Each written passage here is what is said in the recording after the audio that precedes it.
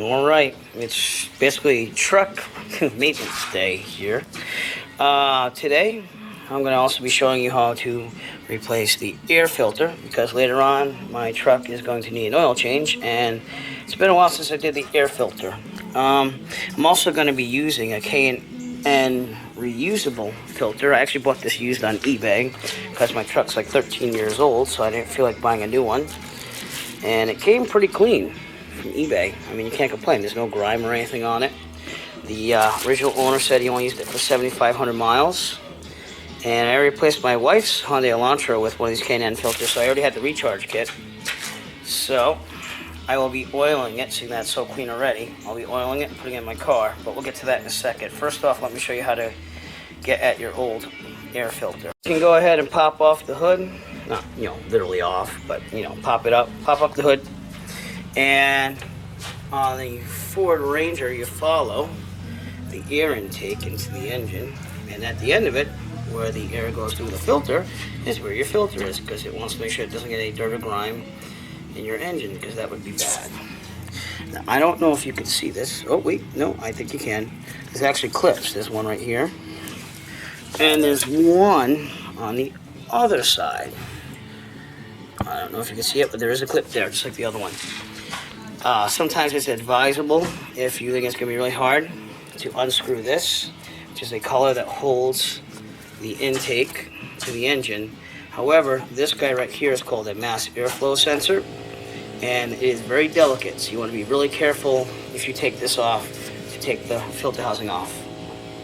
So I've decided I'm a little lazy today, and I'll be taking this part off if I have to get the air filter out, but I'm going to try doing it manually by hand. And all you're going to do first is you're going to basically put your fingers underneath the clips and push them back. And you hear a snap because it basically unlocked. You're going to feel around to the other side. I'm going to do the same thing to the second clip. There's only two of them. Next step is to pull up on the air filter housing. And it's barely budging. That's why you might have an easier job if you loosen that up. Basically, on this side of things, though, there's two little plastic clips that actually slide into a groove. So you don't want to pull up on this side of the air filter housing, because then you might have a problem. I've decided I'm going to unscrew this to get this up better and more accurately. And again, you want to be careful about the mass airflow sensor. So I have to get a screwdriver to unscrew that and to loosen up the collar.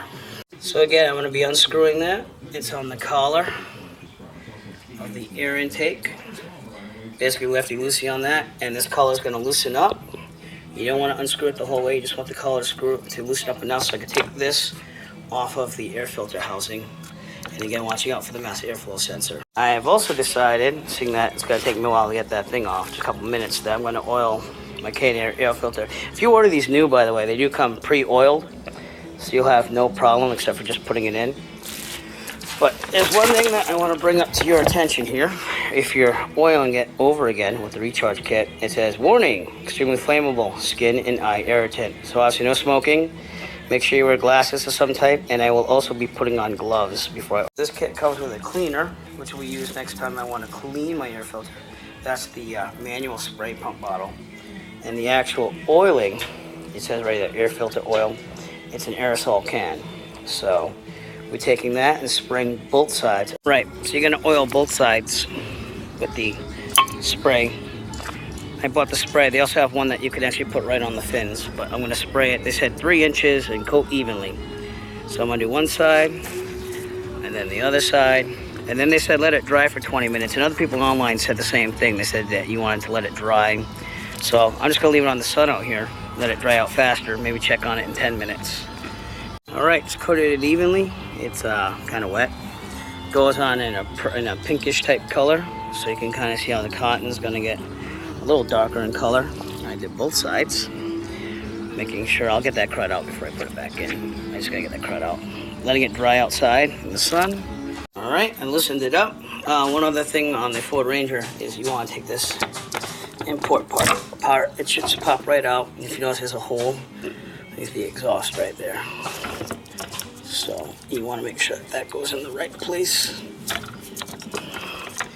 which I'm gonna need 2 hands for, but there's a little pipe that has to go into. You just wanna make sure you unplug it from here before you move the air intake out of the way. So you wiggle it out, and then it disconnects. You can see that the mass airflow sensor, by the way, is still kind of connected, so that's why you want to be very careful. It's connected right here, the wires.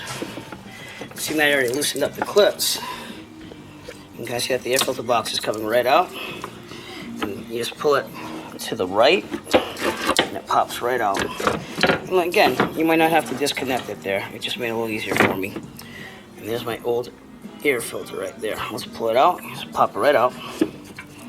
See how dirty it is? Yeah, it's really not that bad. But I'm gonna upgrade to the K&N anyways because it's supposed to provide better airflow. And you know, it's a 13-year-old truck. I don't know how much longer it's gonna last. So I think this was a cheap Fram, if I remember right. It's supposed to last for a while. It's not that bad. It's got some dirty fins. But the other thing you want to do, and you probably can't see this, but I'm just gonna throw that away after. On the bottom there might be some dirt. You just want to get a cloth. It does not shed. Some paper towel here, which probably will shed, but you'll try to be very careful. Just clean out the box, get any dirt out, get any pieces that went into your air filter box out, and get that clean. And then you're ready to put the new one in once it dries. Alright, I let it sit out for a while. I mean, I'm not going to be driving the truck anytime soon, so I can draft a little bit more in the air filter box. But it looks pretty oiled. It's pretty good. You notice I'm wearing gloves, because again, that stuff is an irritant to skin. So you don't want to touch this with the oil over it with your bare hands, if possible. Back to the air filter box, and basically, you just want to line up and make sure it seals along the edges of the box. Just put it right in there. Careful about our filter. We got your air filter box. Put it in here. And notice that I'm making sure that the sides seal, so that way when you cap it down, it'll be nice and tight.